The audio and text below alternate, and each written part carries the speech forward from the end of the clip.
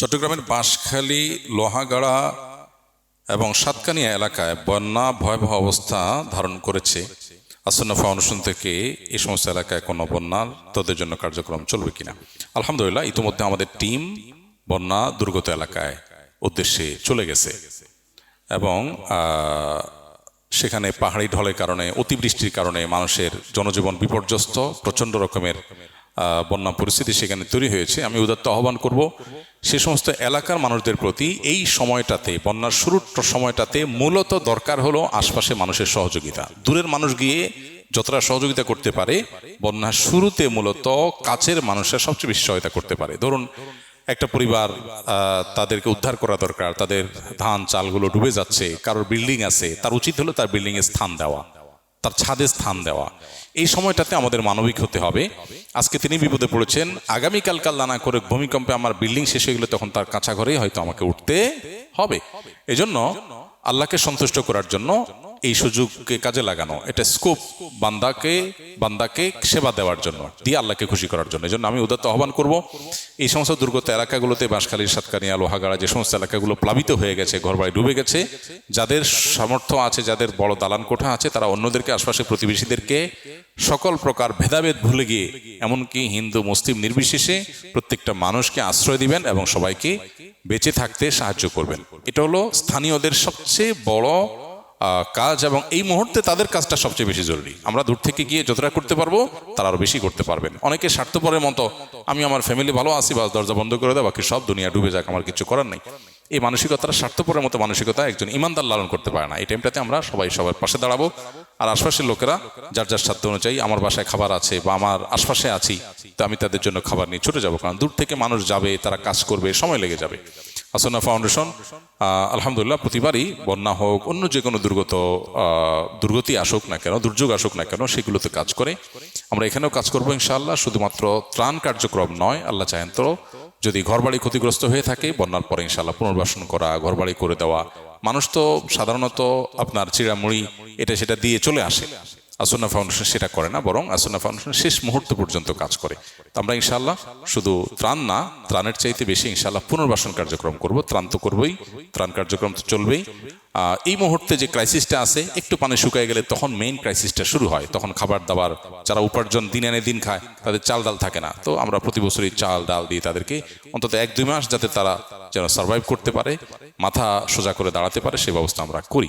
তো ইনশাআল্লাহ সাময়িক ত্রাণ কার্যক্রম, তারপরে পার্মানেন্ট ত্রাণ কার্যক্রম এবং পুনর্বাসন কার্যক্রম, তিনটে আমরা করবো ইনশাআল্লাহ সাধ্য অনুযায়ী। ইতিমধ্যে আমাদের টিম দুর্গত এলাকার উদ্দেশ্যে রওনা হয়ে গেছে। আল্লাহ তাআলা দুর্গত ভাইদের দুর্গতি দূর করে দিন, তাদের কষ্ট আল্লাহ তাআলা লাঘব করে দিন। সম্পত্তি লিখে না দেওয়ায় মাকে ঘর থেকে বের করে দিল ছেলে, এমন দৃশ্যগুলো দেখতে দেখতে আমরা ক্লান্ত। এই সমস্ত দৃশ্য আমাদের চোখে পানি নিয়ে আসে। আর কত দেখতে হবে এমন দৃশ্যগুলো বাংলাদেশে? এসব ঘটনা অহরহ ঘটছে এবং এর আসল কারণ কি হতে পারে বলে আপনি মনে করেন? ভাই, বারবার করে আমরা এই বিষয়গুলোতে কথা বলেছি। যখনই কোনো বিষয় ঘটে আপনারা প্রশ্ন দেন, আমরা কথা বলি।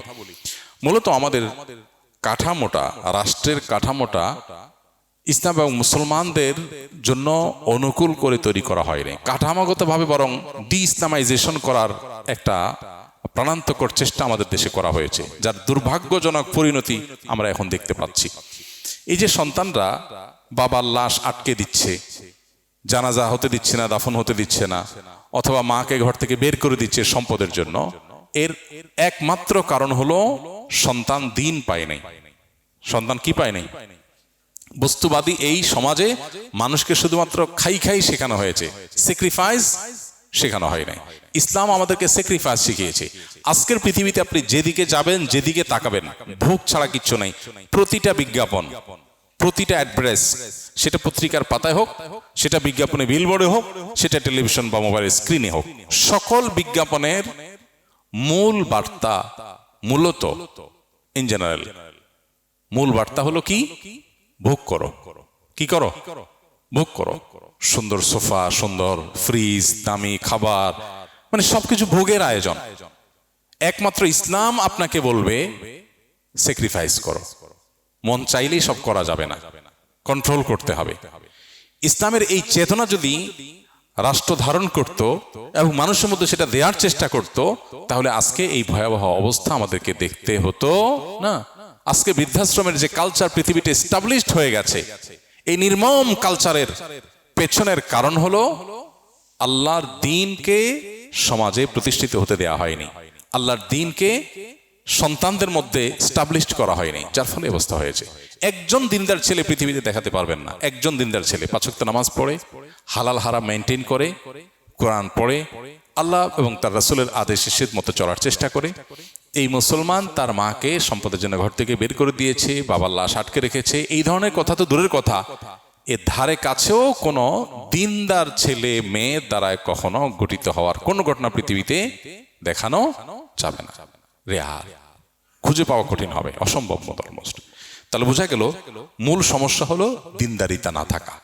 এই জন্য সন্তানকে দুধে ভাতে রাখার চেষ্টা করেন, অসুবিধা নাই, তার আগে চেষ্টা করবেন সন্তান যেন মুসলমান হয়, আল্লাহ ভীরু হয়, আর না হলে ভাবসাবটা হবে ঠিকই, ভেতরে সব ত্রাস হবে। সমাজে খুব ভাব ধরবেন ছেলে এটা করে সেটা করে, কিন্তু ভেতর দিয়ে কষ্ট থাকবে, ছেলে তো আপনার পরিচয় দিতে চায় না। আল্লাহ তাআলা আমাদেরকে বোঝার তৌফিক দান করুন। এ ভাই এত প্রশ্ন দিছো আজকে, ভাইজিৎ তোমার আল্লাহ হেদায়েত দান করুক, বলো আমিন। জীবনে অনেক নামাজ কাজা করেছি, নামাজের জন্য এখন কি করব যাতে সব কাজাগুলো আদায় হয়ে যায়? যত নামাজ কাজা হয়েছে এই নামাজগুলো আদায় করতে হবে কিনা? একদল উলামা ইকরাম বলেন যে না, আদায় করতে হবে না। মূলত এটার পেছনে আরেকটা ইখতিলাফ আছে, সেটা হলো যে নামাজ ত্যাগকারী ব্যক্তি ইচ্ছাকৃত নামাজ ত্যাগ করে দিলে মুসলমান থাকবে কি থাকবে না? কি বলেন আপনারা? কি না থাকলে সে মত স্বাচ্ছন্দ্যের সাথে গ্রহণ করবেন?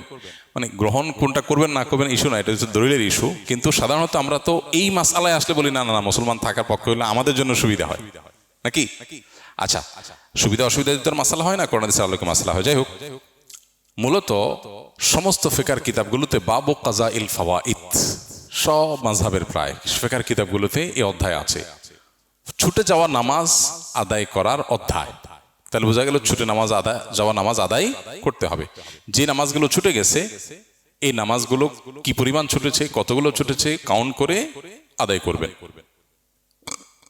প্রত্যেকটাকে জীবনের প্রথম নামাজ নিয়ত করে করবেন। জীবনের প্রথম ফজর আদায় করলাম 2 রাকাত, এর পরেরটা আবার প্রথম হবে, কারণ পরেরটা শেষ হয়ে গেল যখন, এর পরেরটা এসে প্রথম হলো। এখন এভাবে নিয়ত করে করে প্রত্যেক নামাজ প্রায় শেষ করবেন। ধরুন আনুমানিক 500 ওয়াক্ত নামাজ কাজা হয়েছে, আপনি ক্যালকুলেশন করে বের করলেন, তো 500 ওয়াক্ত পড়ে শেষ করবেন। চেষ্টা করতে করতে যদি মৃত্যু হয়ে যায় তাও তো আপনি চেষ্টা করতে করতে মৃত্যু হলো। আশা করা যায় আল্লাহ তাআলা মাফ করবেন।